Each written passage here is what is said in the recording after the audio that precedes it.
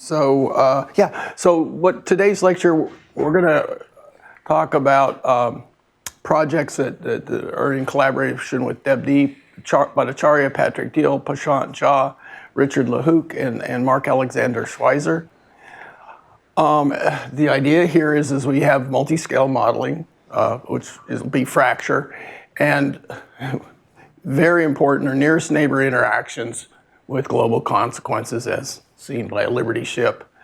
So what I'm going to do is I'm going to talk about non-local models for fracture, basically initial boundary value problems, paridynamic, a type of paridynamics, and I'm going to show that the paridynamic models are regularizations of sharp fracture evolutions.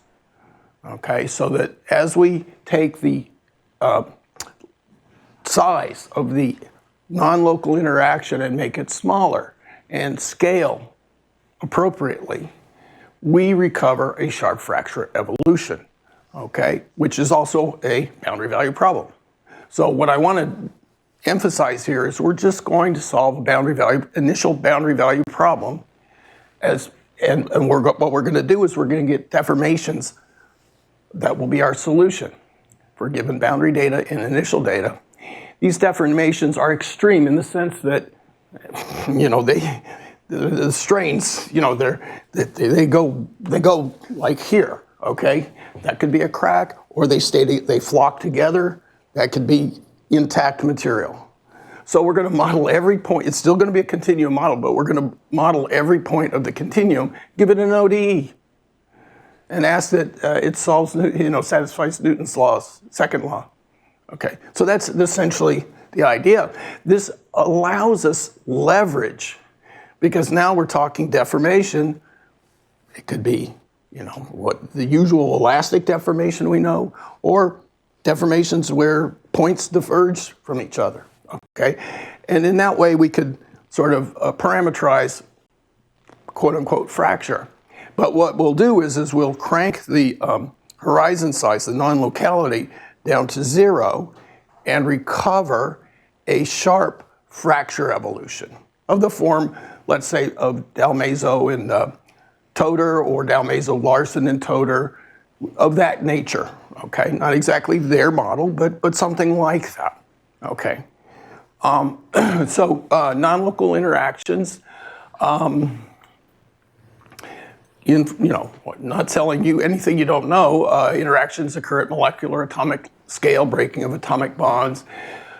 In between the action there, we have ideally we have large-scale elastic interactions of the intact material. Of course, it could be more plastic and that sort of thing, but for the moment, we just say elastic. And so what I'm going to show you is an initial boundary value problem, a field theory for the motion of material points. And I'll show you how localization is hardwired into the modeling and the mechanism behind localization. A context for this sort of localized damage, cracks emerging from the dynamics, are hallmarks of these paridynamic simulations rolled out in 2000 by Stuart Stilling. Okay, so what we're going to do is we'll do some analysis and we'll do calculus. So we'll have smooth interaction between pairs of points. And to fix ideas, it'll be 2-point forces interacting between pairs of points. And basically, each pair, we're going to have constitutive laws. So we're very used to constitutive laws like elasticity, relating stress to strain. But if we have a 2-point force, we could say, well, we're straining, and here strain will be, let's say, the displacement at one point and displacement at the other divided by their difference, and maybe resolved along a certain direction. And given a strain between 2 points, we'll have a force. That force will be a function of strain. It will be a constitutive law, and you could call this a birth to death constitutive law, meaning the force starts when they strain just a little bit, maybe it then softens at some certain critical value and then goes to 0. Okay, so so the constitutive law is asked to do a lot of work. Okay.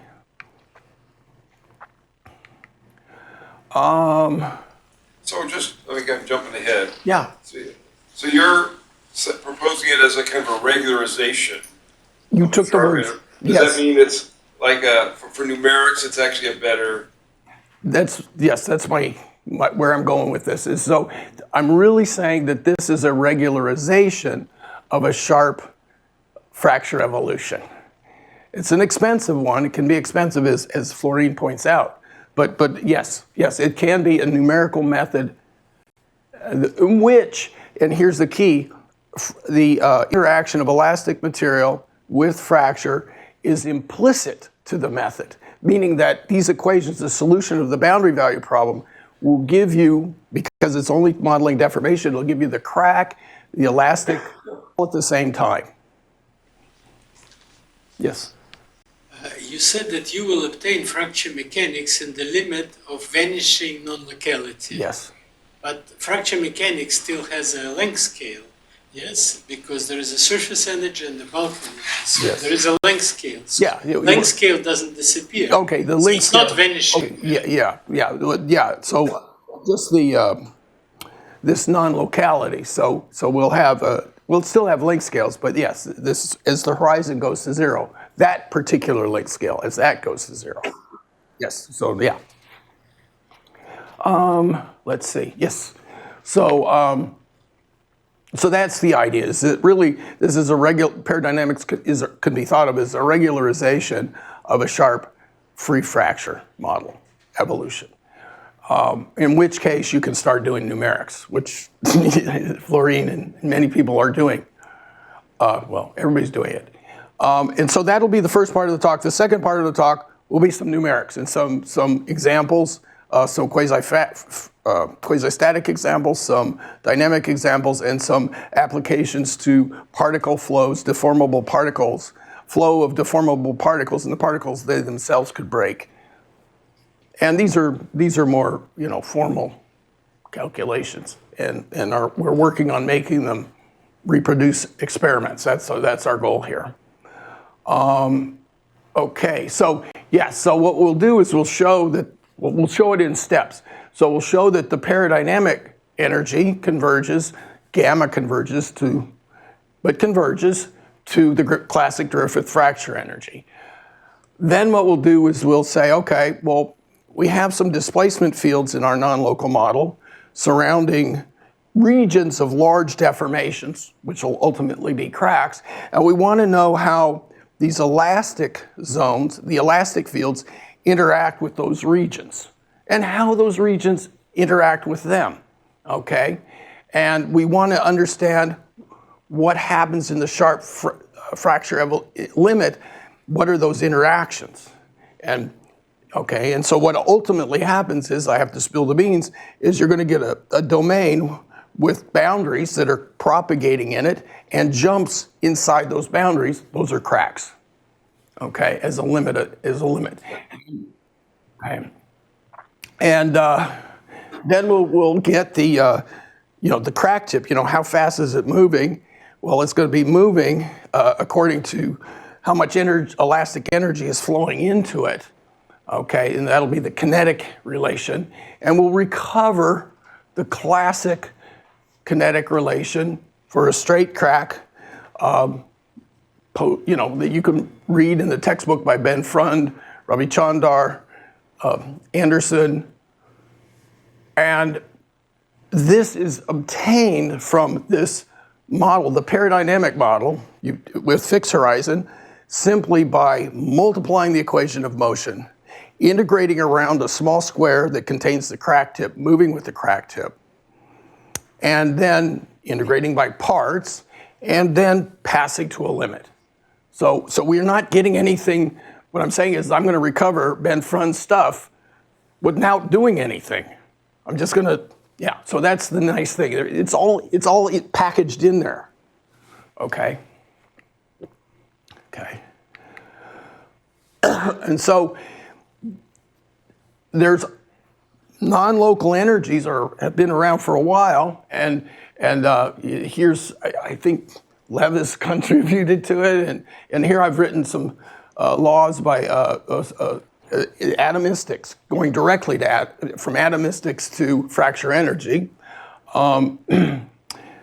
Andrea Brady's is a pioneer, Adrian, and then in particular this one by Brady's, Liu, and Ortiz, Friedrich and Schmidt, more recently large deformations by Brady's, Jelly, and also earlier work by Jelly and the three authors. Yeah, there's a lot going on here, 1999 or so.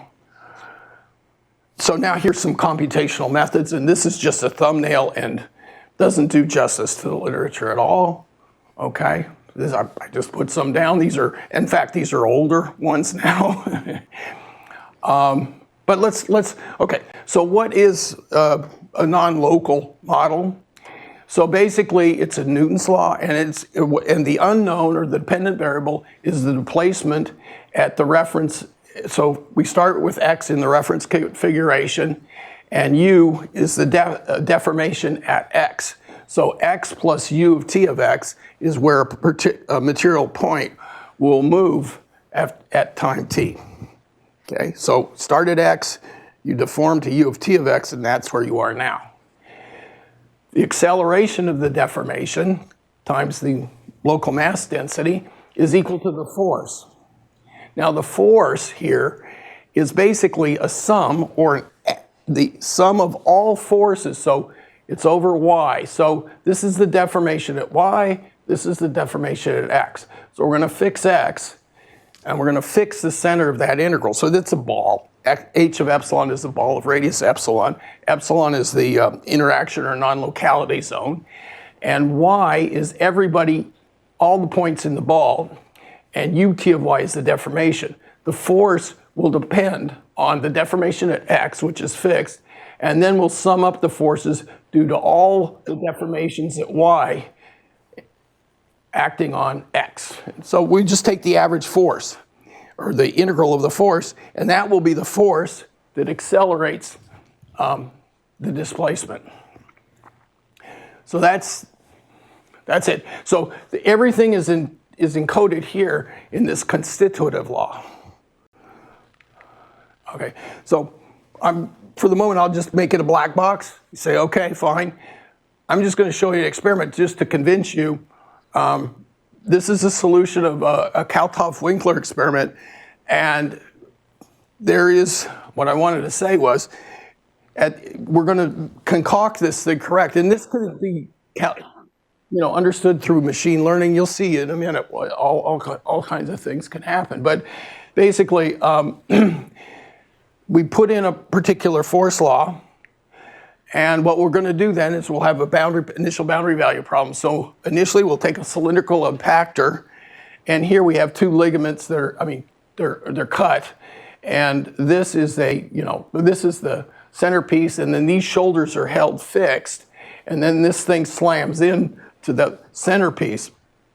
And this is a computational experiment of Trask, UU, and Michael Parks, and it slams in, and what happens is it pushes down that center piece, and here in the red zone, in the blue zones, it's all elastic, but right here, localized here, is a large deformation, So these points moved down,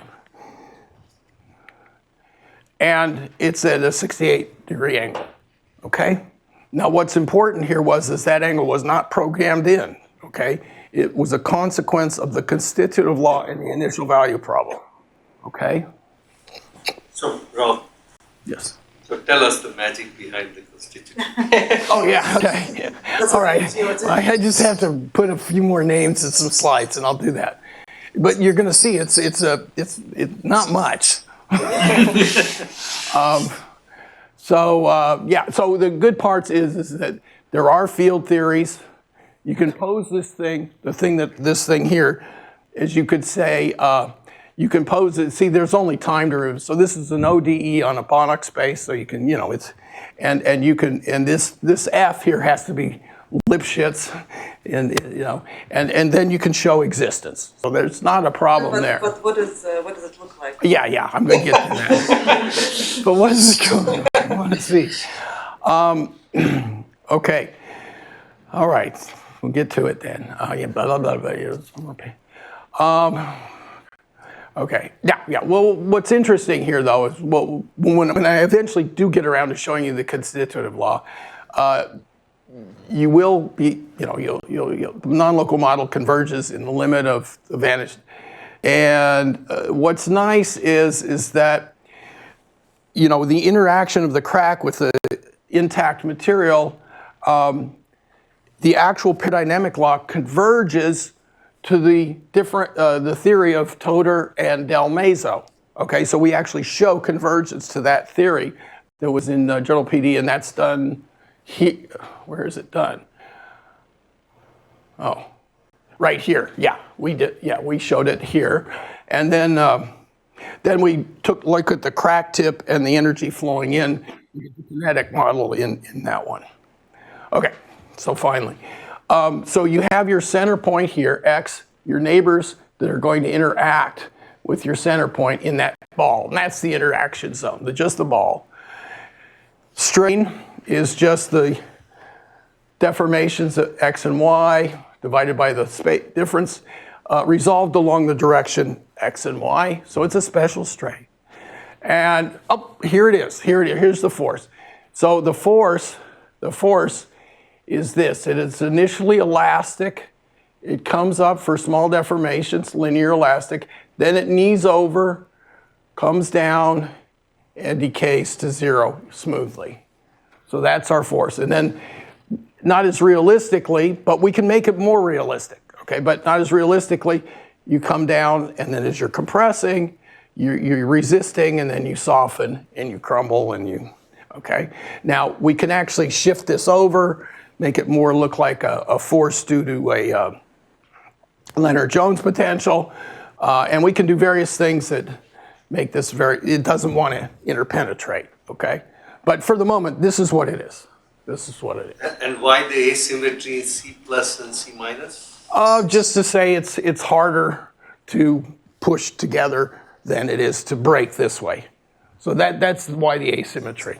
And the 68 degrees was some stability understood analysis? What's really cool, I think, is the 68 degrees doesn't really depend on, 68 degrees depends on is the area under the curve and how high the curve is relative to the origin. So that you fitted back, No, we don't fit. No. No. But so if 68 degrees depends on that area, yeah, no. how did you get the 68? Let me explain it a little more. What we do is you tell me the fracture toughness of the material. You tell me the elastic property. That's in the fracture toughness, elastic property are encoded in that. That's it. What is it? 68 happens. Yeah. Why? Yeah. So can you explain what G prime and G double prime? What are those again? Oh, okay. Well, yeah, I haven't really said anything. So basically, these are bond forces. So it'll be a 2-point force. Yeah. Yes. So that'll be the potential. And so what we're going to do is we're going to act on the strain here, and the strain is going to be turned into a force. And so this will be strain axis. This will be force axis. This is the bond potential, and then the first derivative is the force. And it has to be anti-symmetric somehow, or it's No. There's wide latitude in what you can take. Okay. So the nice thing is you have softening here. What Florin was talking about is a straight line to here and then break. Okay, that would be the difference. Can I also ask, is it always, do you assume this function is radial, right? Because this is just a scalar function, but f is a vector. How do you think? Well, yeah, and we're resolving it, yes. So what this will result in is an elastic material, this type of model, will result in elastic material with a fixed Poisson ratio. We can generalize it to where you don't, and then yes, you'll have more laws. But this is sort of like the, yeah. So then you have the bond force potential. That is, this should be G prime. Okay, I'm calling it F here. This should be G prime. That's the G prime here. Should be G prime. Well, no, that should just be G. This is just G. Essentially, it's like you're using Barenblatt. It's essentially Barenblatt's. Yes. Yeah, it's a free Barenblatt. If you will, you put Barenblatt everywhere. Okay, it's sort of, yeah. Yes. So you use Barenblatt and you use this scaling. So I add 1. So the D, basically, because we're integrating over a ball of radius D, E of D just sort of makes it an average. Take a ball of radius D, take an average of take the forces over it, and then divide by the radius raised to the power D. So that's an average. The novel feature is the E epsilon plus 1. The reason we add the epsilon plus 1 is ultimately for the fracture toughness calculation, we're going to get a fracture toughness that's independent of horizon. That will allow us to gamma converge to the Griffiths fracture energy. Okay.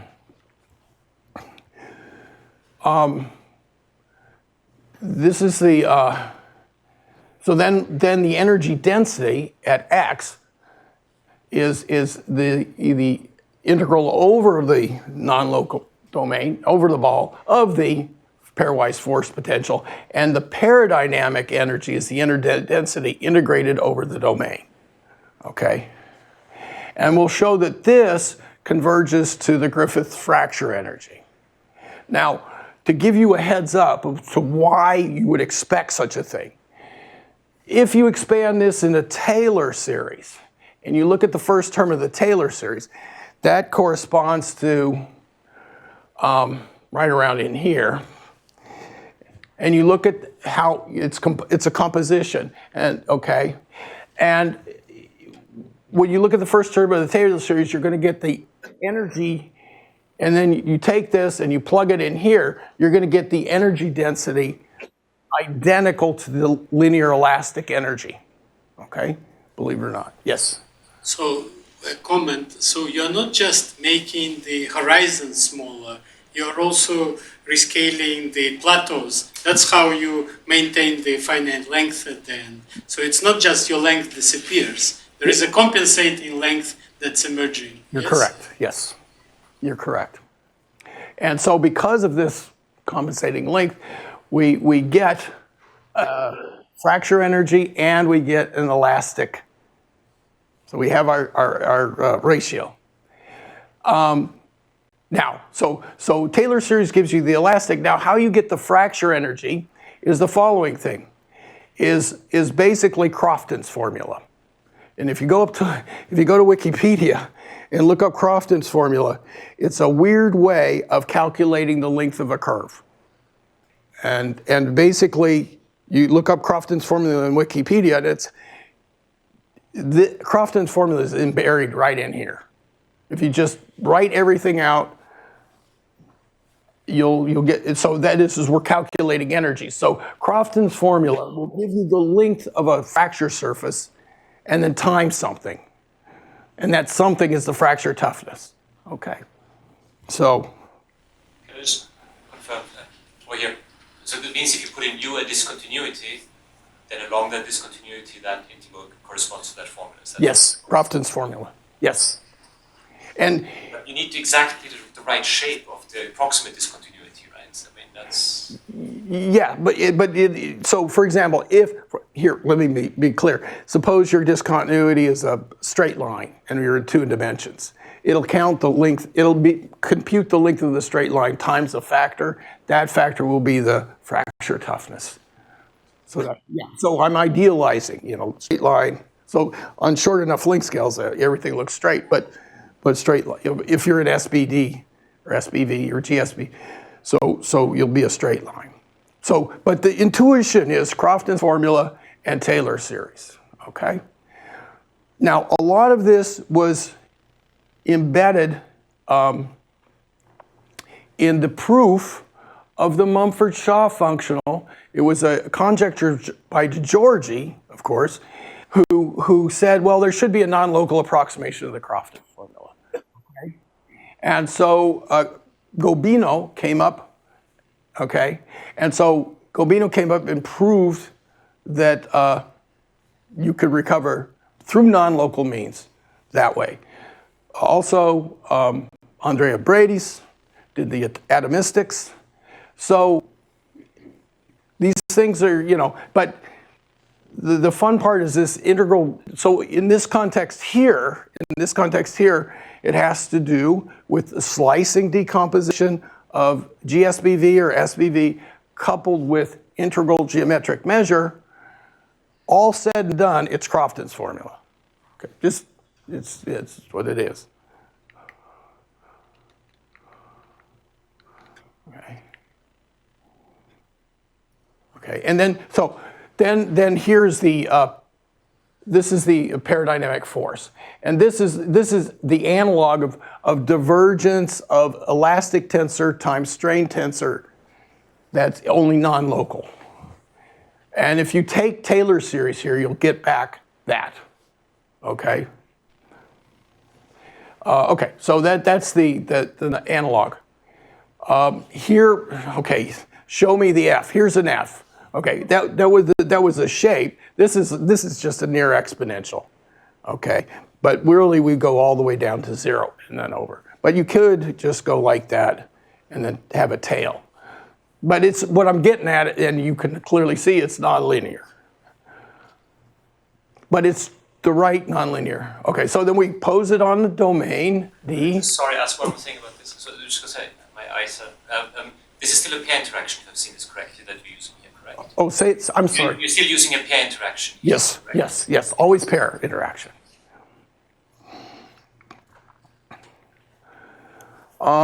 And now we write down the evolution equation. So the time derivative is equal to the force, and then we can add a body force, and then for x and d. Okay, so this is where the non-locality sits in. Okay, then we have initial conditions, some initial displacement, some initial velocity. And the initial conditions here are the natural boundary, the traction-free boundary conditions. So and this is the traction-free boundary condition is right here. This interval of, it's all horizons intersect D. And this works out to be the traction-free condition for the non-local case. So now, having said that, that is a well-posed model. It's an ODE. Let's go back. This is an ODE on a Banach space, say L2. Each component of U is a deformation, so it has, say, 3 components, U1, U2, U3, or in 2 dimensions, U1, U2. And this is literally a differential equation. And notice it's for every x. Okay, so two time derivatives. And so we integrated it up. It's Lipschitz continuous, everything's good. Existence of solution. Now I'm going to talk a little bit about, this fracture. So we suppose for the moment that fracture occurs on a straight line or a piece of plane. We're ultimately going to be working in the space SBV or GSBV, which is basically a countable union. It's a rectifiable components. Yes? Before you move on to this subject, you mentioned the previous equation was the traction-free boundary conditions. Yes. Are there alternatives to take into account imposed displacement on the boundary? Yes. So there's a non-local displacement. Okay. Yeah. Yes. And for traction-free, then we also have, like you do in a finite, in elasticity, you also have rigid motions. We have to null out we have to mod those out. Same here.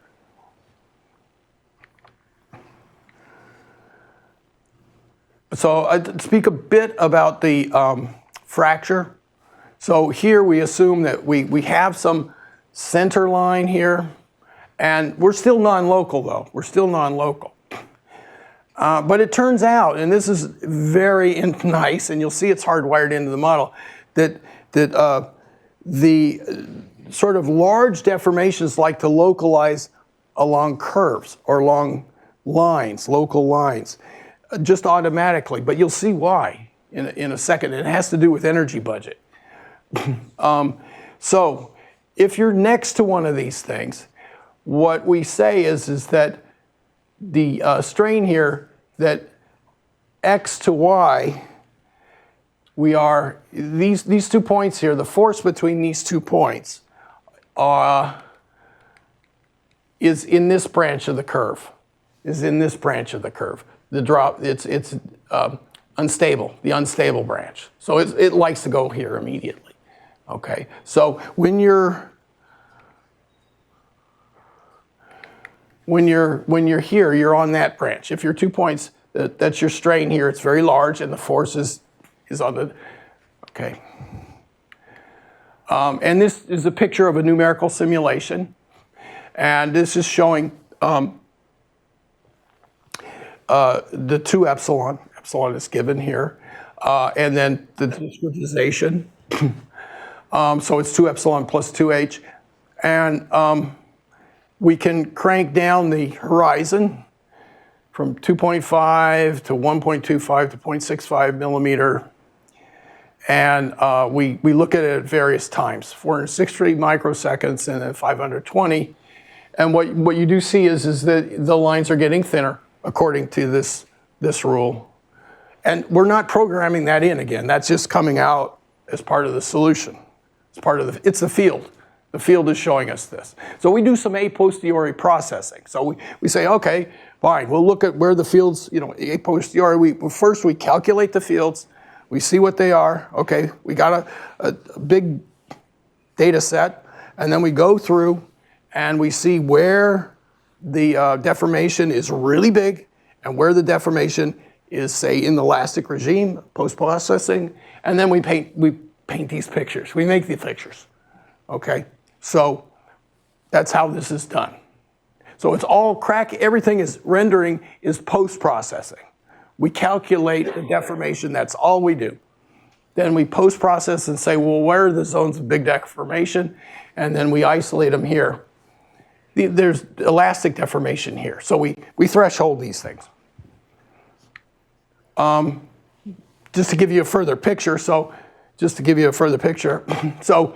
basically, we could say points between here and here have failed, meaning that they're now zero force, okay? So we look at the pairs, x and y, all pairs, and all pairs for which it's failed are localized to this band above and below by epsilon. And this you could think of as the process zone. This is where deformations are starting to get bigger and bigger and bigger, but they have not failed yet here. Then the crack passes through points that just happen to be on this side and that side. It passes through, and then it fails. But your force is never exactly zero, right? Your force is never exactly zero. Well, that one model is the exponential. That isn't, but in fact the other ones are. So the force will go to zero. Okay. Yeah, it will. The inertia will carry it to zero.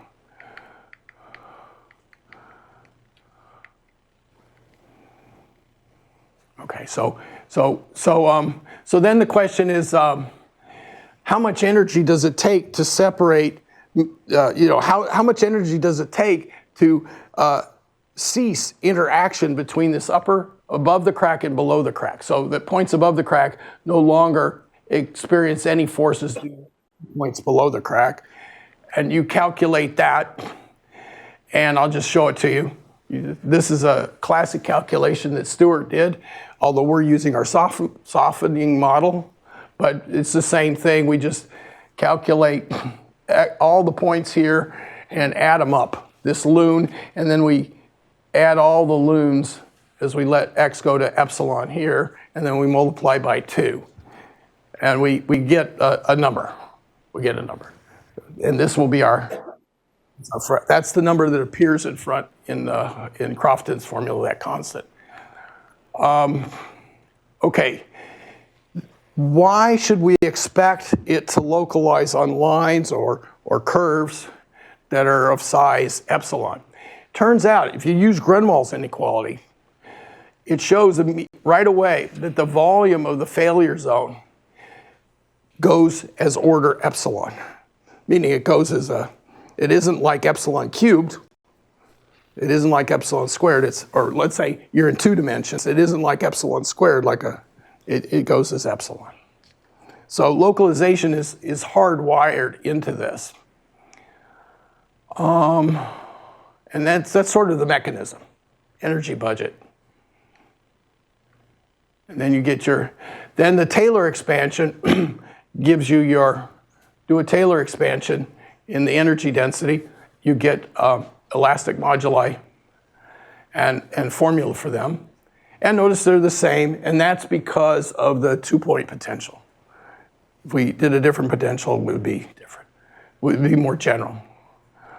Okay, then consider these solutions of these initial value problems for fixed horizon as the horizon goes to 0. And you get, if they all, so these are solutions of that initial value problem for the same initial values. Then the cohesive edge, you can passing to a subsequence, you can find that they go mean square uniformly in time to a limiting evolution U0. Now, what can we say about the limit evolution other than, yeah, okay, it exists, it's a function of x and t. The nice thing is you have some regularity on it. That is that the limit actually belongs to the special functions of bounded deformation, intersect L2. You can also say GSBD now, but and I'll say what that means. So special functions of bounded deformation are functions that basically have a jump set, but the jump set is the union. It's rectifiable, and it's a union of rectifiable curves. Okay, which each component actually can be embedded in a C1 manifold. So they're real nice. They jump real nice. And away from that jump set, their gradients are L2 functions. So just like Sobolev L2 functions. So they're nice functions. There's a nice function space, SBD2. And then the theorem also says you have it's differentiable in time. Is it the whole gradient or the symmetrized gradient? The symmetrized gradient. Thank you. Thank you. In this, because it's SBD. Yes. What do you assume about boundary conditions for this result?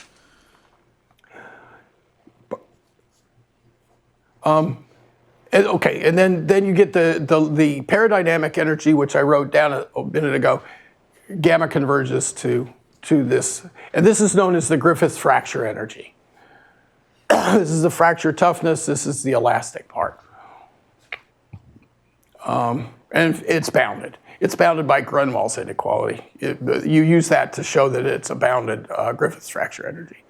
And if you want to write it correctly, it's basically the Hausdorff suppose you're doing a 3-dimensional problem, then it's a surface, and it's the jump set on the surface multiplied by fracture toughness. And it's a evolving fracture surface. Yeah, it's a surface. So that's the jump set's a surface. Now, in quiescent regions in which the crack never occurred over some unit of time, 0 to t, in quiescent regions, you'll get a solution, a distributional solution of the wave equation. Linear elastic wave equation, where the divergence there, divergence of the stress, the divergence of the stress is the usual one in terms of the elastic constant. So now what I'd like to do next is take a further look, and that is I'm going to just look at a straight crack that we assume, we didn't nucleate, we assume it's been, pre-crack, so this could be really a pre-crack, and then we pull on it. And then the crack runs non-local. Okay, so the crack will go, so we assume a non-local solution. And then what we do is we say the horizon, the length scale of non-locality, goes to 0, and we ask, how does the elastic field interact with the propagating crack? Okay, so because we're going to have elastic waves, when the crack grows, it's going to make elastic waves. Those elastic waves are going to hit the boundary of the domain. They're going to come back. They're going to interact with the crack, diffract off the crack. So there's a lot of interaction between the crack and the intact material, the intact elastic material. Now the peridynamics encodes that implicitly, so you don't have to worry about it. It just happens. Okay, that's the cool part. You do get a little dispersion because you're non-local. Okay, wave dispersion. So different frequencies travel at different speeds. But as you crank down that horizon, you become very elastic, like linear elastic, very close to that here. So here I just show you. So a crack is opening up. Here we do an experiment. Here we're tall. We pull. And we pull slow, so we don't get any bifurcations or anything. Okay, so basically what's going to happen is as epsilon goes to 0, we're going to show that problem converges to a sharp fracture problem, where the sharp fracture can be viewed as an interface. So this is a slit domain, and the slit is the crack propagating, and the jump set is inside the boundary. Okay, so U jumps across the boundary, but it does not jump here. It could be that U does not jump here, but if it's going to jump, it's going to jump in here, inside that, inside that, and out here it won't. Okay, so again, that picture, and then this is the non-local crack that we assume occurring, and that's the length of the non-local crack. It's growing, Helly's selection principle and all that stuff. We converge to the limit. Here's Helly's selection, so the limiting crack still is growing. That's the limiting crack. Here's the convergence of the fields. Strong, almost every, essential soup in time of the L2 norm. Here I put a dot on it because we're modding out rigid motions. The first derivative goes weakly in L2 in time, and the second derivative goes weakly L2 in time, but in the that should be the H-1 norm. I put H1 here. That's the H-1 norm.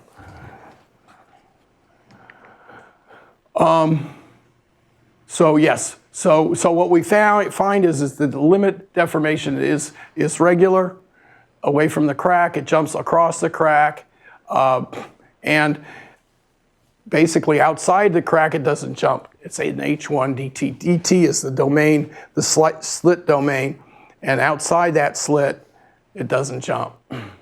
Okay, what we find is that solution rigorously converges to the solution given by Dalmaso, a solution like Dalmaso and Toler for a set with a slit crack propagating.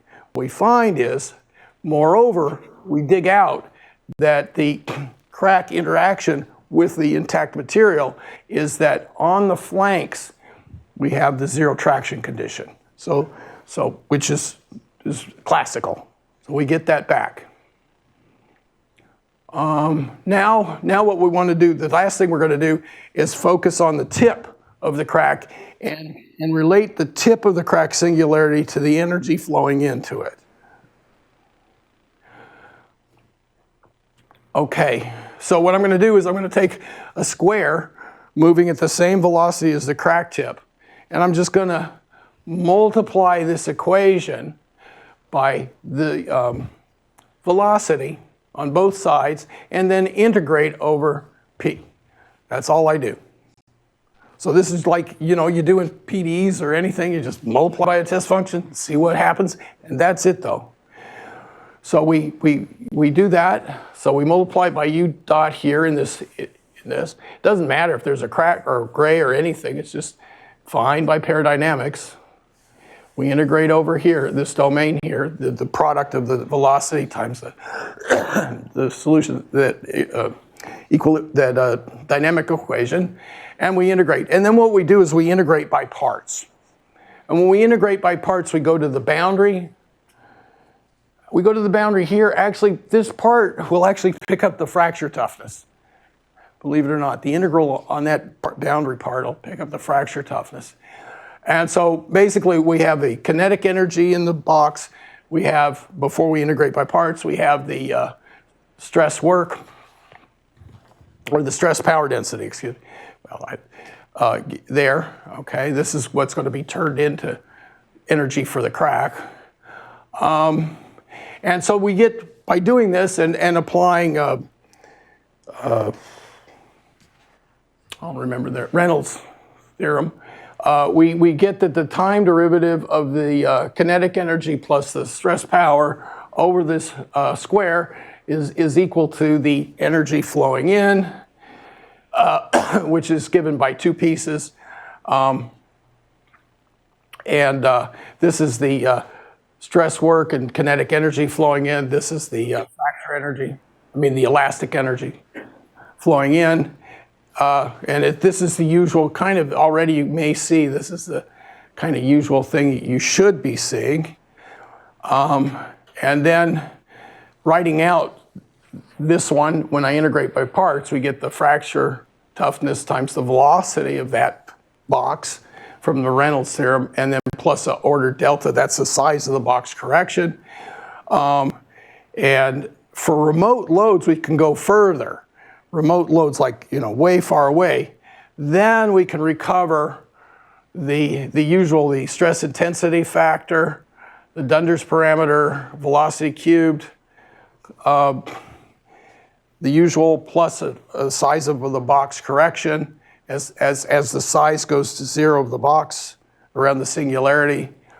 And when the energy, we have energy balance, that is when the energy in time is not either increasing or decreasing, then we get the kinetic relation that implicitly relates the crack velocity to everything else. This is the form for the crack tip velocity coming from the energy coming into the crack. Okay, so now I just demonstrate, via an example of that situation, basically, to show that the energy coming into the crack, the time rate of changing this energy is zero, and I compute it, I plot it, and we do this for a real numerical simulation.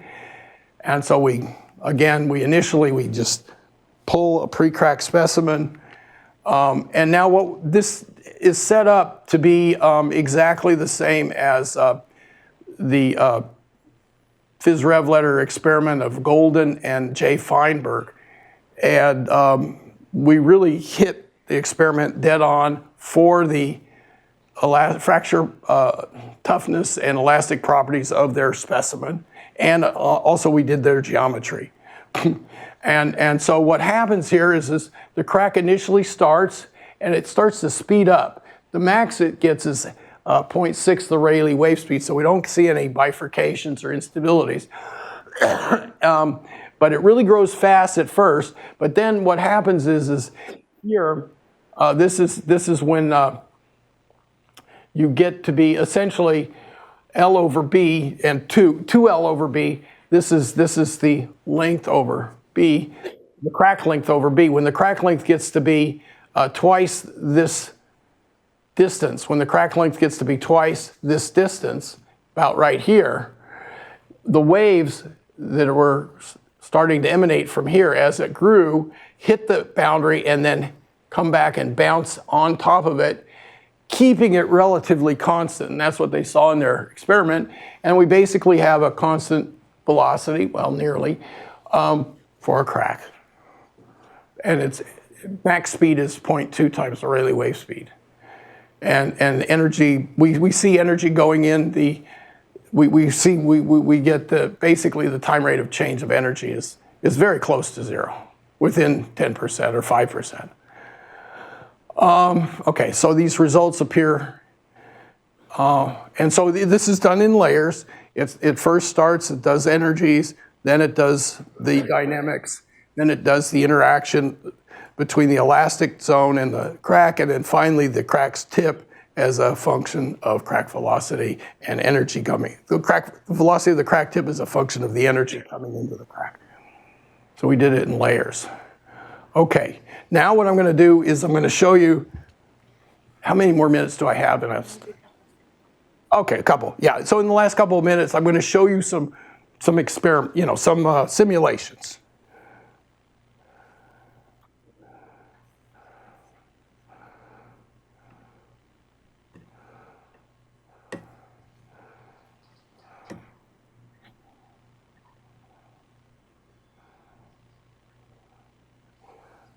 So, okay. Oh, okay, it doesn't like this one, but that's okay. Let's see here. I'm wondering. Yeah, I won't want to hit it. This is neat. It's not going to be a tragedy if we can't see this, but let's see. What do I do? Supposed to be number one? the page first. You need to press. Maybe just, there we go. Yes. Yes, thank you very much. So here, I'll just list quasi-static for a moment. So this is very crude quasi-static. We should take the limit, actually. The formal limit is rho goes to 0. That is we have no inertia. But I'm just going to put my hand over it and say this is 0. Okay, so that's an approximation right there. Okay, but okay. So basically this will be the quasi-static, which is again the peridynamic elasticity, divergence, and then this is the body force, and that would be, we would control this and then find a solution. So it's the pairs B and U are the solution pairs. So this is the data, this is the solution. Or we can do displacement control, where there we have displacement and then the displacement load. And this is on the boundary. The displacement load is on the boundary, which is here. So we have a displacement in this part, and then this is off. So we prescribe our displacement here. Just so we do that, so we solve this using implicitly. So we need to compute, this is our peridynamic force. We compute its Frechet derivative to get the Hessian. Okay, we mod out by rigid rotations. We introduce our appropriate space, variational space, and then we show that this is an operator on this space, a bounded linear operator. And so then we can use Newton's method. If we're close enough to the solution, then we can Newton converge to the solution. Then we change the load, Newton converge, change the load, Newton converge.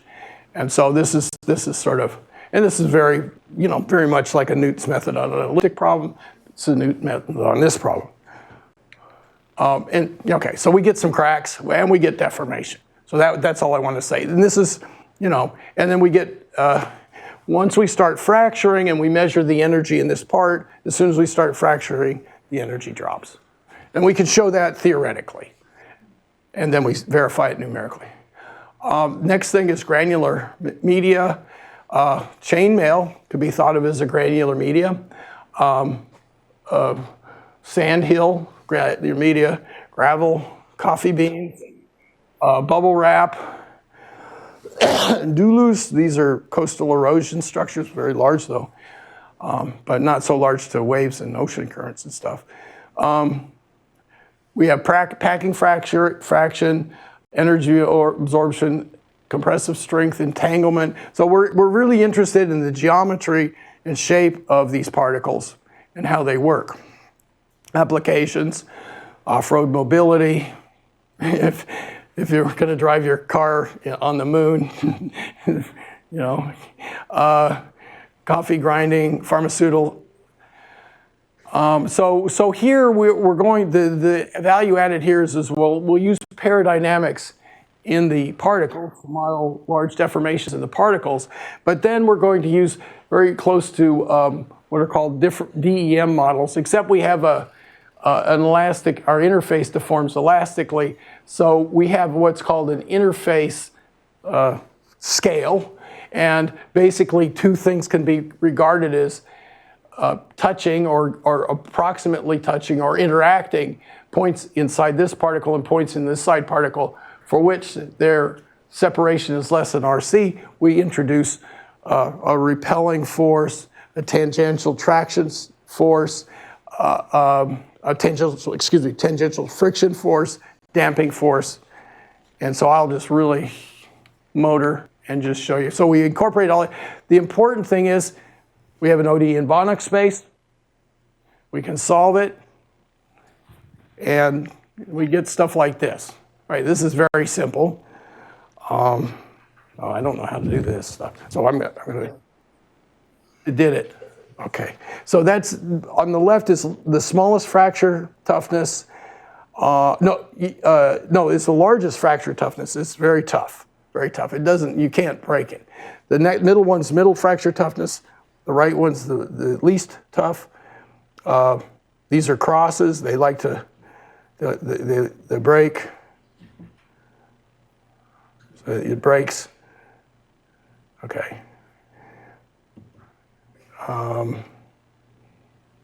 Then we can do settling again, solving those ODEs, and then we can do compression. So we can do compress stuff, large deformations, and then we can actually break pieces. And last but not least, but we can do wheels traveling over. The one on the left is when you break stuff. The one on the right is when you don't. You kind of dig into the dome when you don't. And of course, this all, one has to say, well, what's the gravitational force, et cetera, et cetera, et cetera. So I'll stop here. Oh, let's leave that there.